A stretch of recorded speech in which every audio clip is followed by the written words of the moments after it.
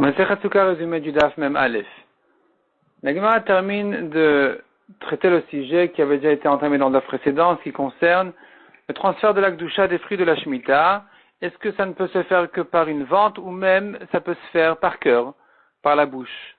Et la Gemara elle précise ici qu'en réalité, quand on fait passer la Kedusha du premier au deuxième fruit, du fruit lui-même qui a poussé pendant la Shemitah, qui a de la Kedusha de nature, et on veut faire passer sa Kedusha sur un autre fruit, ici, ça ne peut se faire selon tout le monde que par une vente.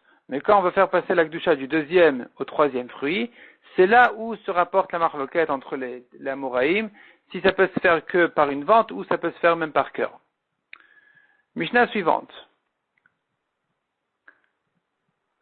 Au début, on prenait le loulav au Beth Amikdash tous les 7 jours. En dehors du Beth Amikdash, que le premier jour. Depuis que le Beth Amikdash a été détruit, Rabban Yochanan ben Zakkai a institué que le loulav soit pris en dehors du Beth Amikdash, de partout, tous les 7 jours, en souvenir du Mikdash.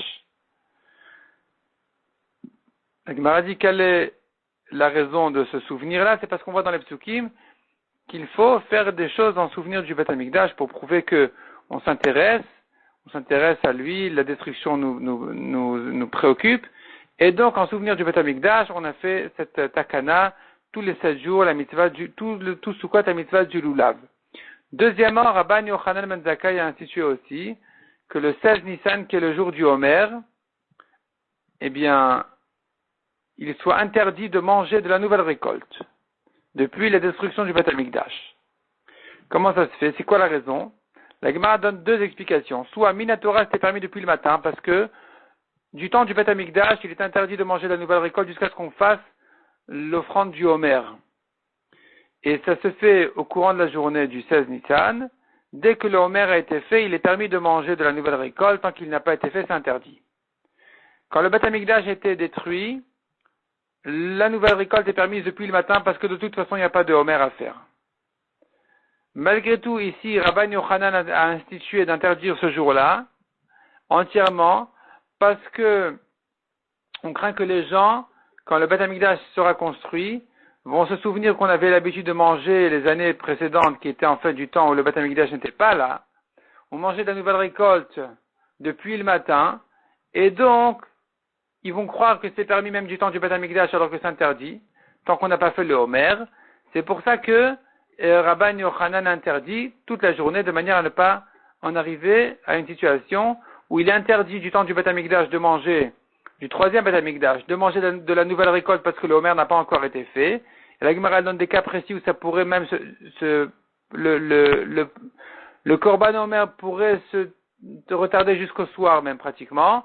Donc toute la journée sera interdite aujourd'hui de peur que le Beth Amikdash soit construit à un horaire, à un moment où finalement toute la journée le Homer n'a pas encore été fait jusqu'à l'après-midi.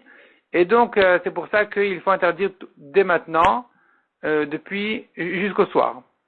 Ça c'est une manière de comprendre la Mishnah. Deuxième manière de comprendre la Mishnah, c'est de dire qu'en réalité Minatora s'interdit jusqu'au soir du 16 Nissan. C'est-à-dire, si le Beth Amikdash est là, il est permis de manger à partir du moment où le Korban Homer a été fait.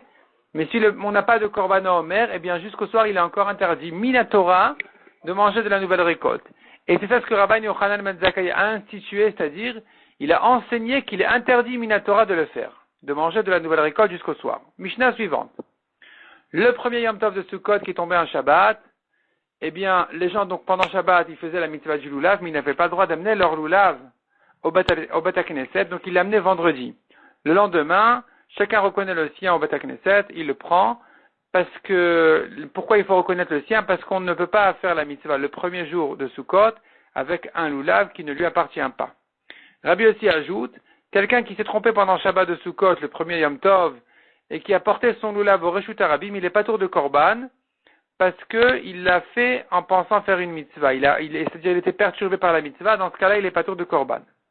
La Gemara apprend des psukim que le premier jour, la mitzvah doit être faite avec son propre lulav et pas un lulav emprunté ni un lulav volé. La Gemara raconte là-dessus toute une histoire sur Rabban Gamliel et d'autres Tanaïm qui se sont retrouvés en bateau pendant Sukkot avec le lulav de Rabban Gamliel et c'était le seul lulav dans le bateau. Rabban Gamliel d'ailleurs il avait acheté pour un prix très très fort comme 1000 zouz pour nous montrer, la Braïta vient nous apprendre combien les mitzvot leur étaient précieuses. Et donc Rabban Gamliel a dû faire la mitzvah avec et le donner à Rabbi Yoshua, qu'il a donné à Rabbi Elazar ben Azaria après avoir fait la mitzvah, qu'il a donné lui aussi à Rabbi Akiva après qu'il a fait la mitzvah, qu'il a rendu ensuite à Rabban Gamiel après que Rabbi Akiva lui-même a fait la mitzvah. La Gemara vient nous apprendre, c'est-à-dire la Gemara nous dit qu'en fait cette Braïta vient nous apprendre que ici il y avait un système qui s'appelle Matana al-Menat le-Harzir, c'est-à-dire chacun avait donné en cadeau à condition qu'il le lui rende, le loulav, et c'est suffisant pour être considéré que ça lui appartient à condition qu'il le lui rende. S'il ne le lui a pas rendu, eh bien il n'est pas quitte de la mitzvah, parce que finalement, il se trouve qu'il n'a pas respecté la condition, donc ça n'a pas été donné. Ça n'a pas été donné puisque la condition n'a pas été respectée. La Gemara raconte encore combien les tzadikim qui étaient attachés au mitzvot prenaient le lulav toute la journée, quasiment, tant que c'était possible, même en faisant la Hamida. Donc, en allant au Beth Knesset, en revenant chez eux, en faisant ce qu'ils avaient à faire au courant de la journée, sauf quand ils lisaient dans la Torah, où là c'était pas possible parce qu'il fallait rouler le Sefer Torah, ou bien quand ils allaient étudier dans le Beth Midrash, bon là c'était impossible parce qu'ils allaient se chauffer là-bas et ils risquaient de se jeter des loulavim, les uns sur les autres. Mais sinon, c'est-à-dire en fait ils n'allaient pas surveiller correctement le loulav, mais sinon le loulav était dans leurs mains toute la journée pour nous montrer combien les mitzvahs étaient précieuses. Et la Gemara elle rentre dans un débat, mais pendant qu'on fait la Hamida c'est impossible de tenir un objet qui risque de tomber de la main parce que ça déconcentre. La Gemara dit non, mais le loulav c'est différent parce que c'est une mitzvah de le tenir. Et puisque c'est une mitzvah de le tenir, alors au contraire ça ne le perturbe pas et il peut se concentrer tranquillement dans la tfila, dans la mida, même en tenant son loulav.